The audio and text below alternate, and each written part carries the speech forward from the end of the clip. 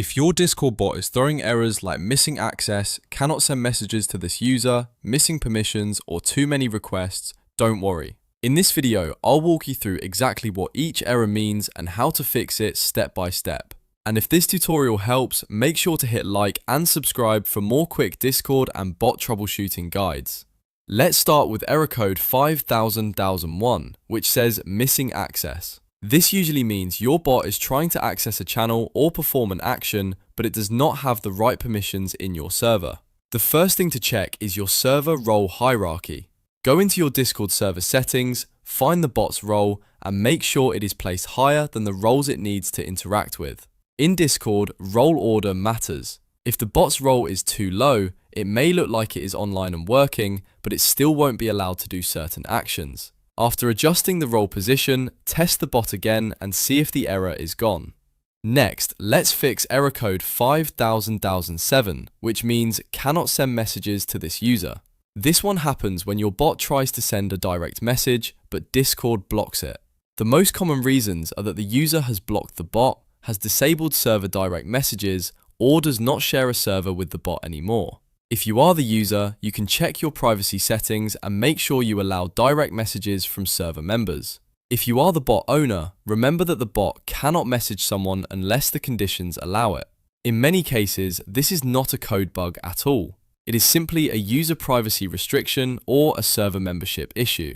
Now for error code 5000-1013, which means missing permissions. This is one of the most common Discord bot issues. It usually means the bot is online, but it does not have the exact permission required in that specific text channel. For example, it may be missing send messages, embed links, attach files, or read message history. To fix this, go to the Discord developer portal, open your bot application, then go to OAuth 2.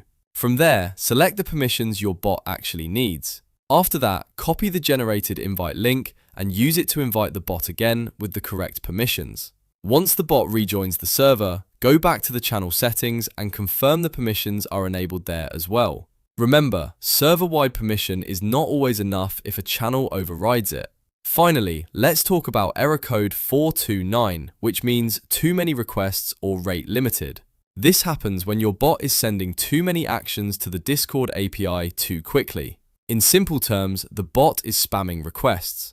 To fix this, you need to slow down your code and implement proper rate limiting or back-off handling. That means adding delays where needed, spacing out API calls, and making sure your bot doesn't repeat requests in a tight loop.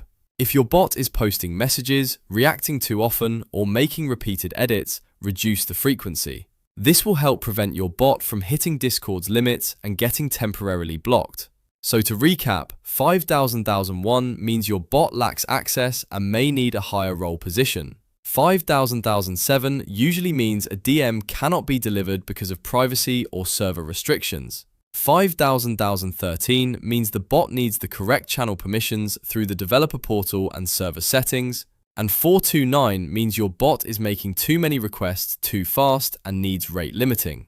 If this helped you fix your Discord bot error, please hit the like button, subscribe for more tutorials, and leave a comment below if you want a deeper guide on Discord bot permissions, developer portal setup, or error debugging. Thanks for watching, and I'll see you in the next one.